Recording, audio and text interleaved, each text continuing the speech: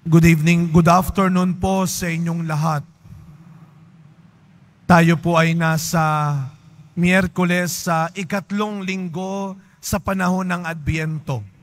At para sa mga nagsisimbang gabi, nakakalimang gabi na sila.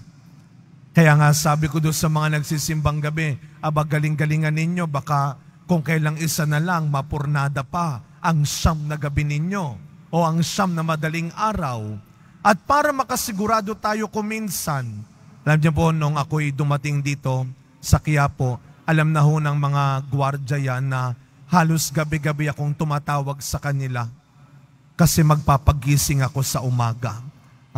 Nagpaparing ako, kuya, pakiring ako ng 5, ng 5:30, ng 4 p.m.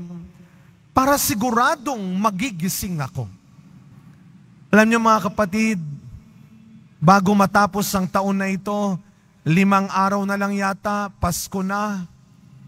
Tanungin natin ang sarili natin, bago matapos ang taon na ito, napakinggan ko na ba ang dapat kong pakinggan? Lord, sana magising na ang mga dapat nang magising sa buhay nila. Isang mahalaga pong utos, isang mahalagang bagay na ginagawa at dapat nating gawin ngayong Adbyento ay ang salitang makinig. Kaya sa ating mga pagbasa ngayon, sa unang pagbasa sa Ebanghelyo, narinig natin ang salitang makinig. Sa ating unang pagbasa, ano ang sabi ni Propeta Isaías? Makinig kayo, huwag nyo nang galitin ang Diyos. Ginagalit nyo na nga ang isa't isa, pati pa naman ang Diyos, gagalitin ninyo. At saan daw nagagalit ang Diyos? Simple lang. Alam ito ng bawat magulang dahil matigas ang ulo natin. Dahil hindi ka nakikinig. Sino ba namang tao ang hindi magagalit kapag hindi siya pinapakinggan? Sino ba namang tao ang hindi maiinis, magtatampo, pag hindi na siya pinapahalagahan?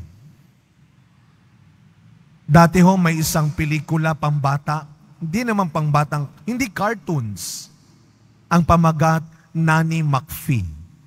2 part yan. May part 1, may part 2. May magandang sinabi itong si Nanny McPhee, isang yaya ng mga batang matitigas ang ulo. Sabi niya, if you need me, but you do not like me, I will stay. But if you like me, and you do not need me, I will go. Ilang kaya sa atin ngayon ang ganyan? Na pinipili mo pa rin manatili kahit parang hindi ka na pinakikinggan dahil meron ka pa rin ipinaglalaban. Siguro ganyan ang Diyos sa tao. Kahit matigas ang ulo natin, hindi nagbago ang kabutihan ng Diyos. Hindi sinukuan ng Diyos ang katigasan ng ulo natin. Marami ng propetang pinadala ang Diyos. Hindi nakinig ang tao. Hindi siya naniwala. Hindi siya nagbalik loob. Gumawa pa siya ng kanyang mga Diyos-Diyosan. Matigas ang ulo. Pero ang Diyos hindi nagbago sa kanyang kabutihan. Kaya meron tayong tinatawag na December 25. Kaya may Pasko. Dahil may Diyos na hindi sumuko sa katigasan ng ulo ng tao. Hindi na propeta ang pinadala niya, ang kanyang nag-iisang anak. At sa ating ebanghelyong narinig, ito'y magandang halimbawa ng mabuting pag-uusap ng tao. Alam nyo, sabi nga ng matatanda, wala namang hindi makukuha o madadaan sa mabuting pag-uusap. Yung ebanghelyo natin ay isang magandang pag-uusap. May anghel na nagbigay ng mabuting balita. May mabuting balitang ibinigay ng kaligtasan. At may Maria na nakinig at sumunod.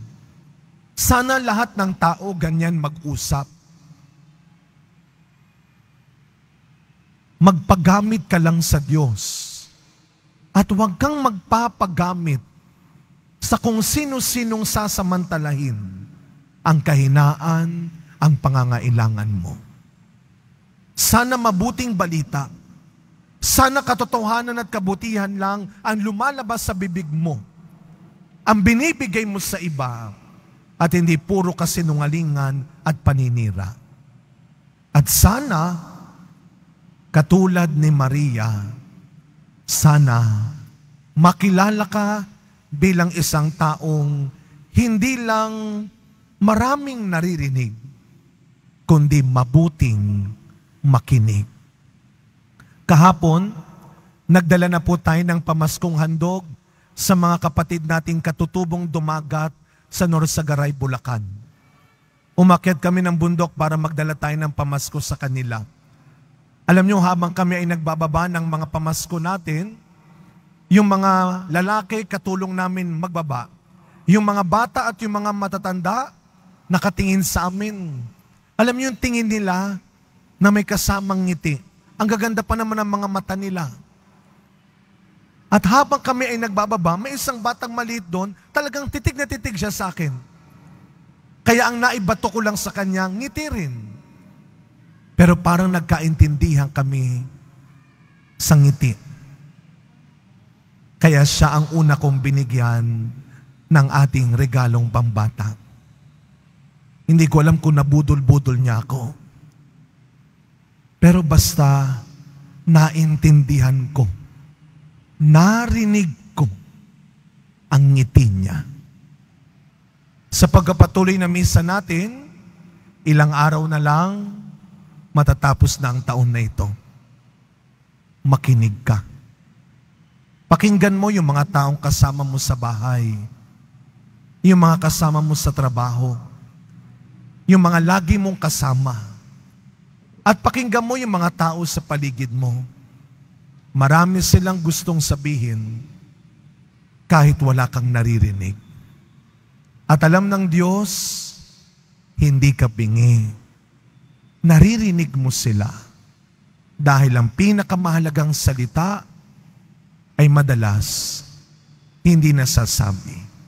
Kung hindi higit sa lahat, nararamdaman. May ilang araw pa tayo, makinig ka. Amen.